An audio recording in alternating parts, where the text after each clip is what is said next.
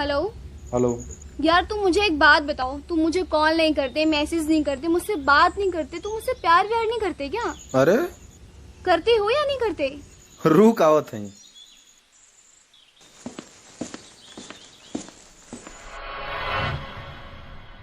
अरे निदिया में तो से मिली ना, अखिया खुलते कुल टूट के बिखर जाला।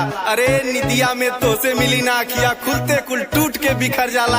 अरे करे जा खाली हम ही तो दीवाना थोड़ो हई, तोरे घरवा के बहरवा से जब जब निकली ना, सरवा हमरे साइकिलियों का चेनवा उतर जाला।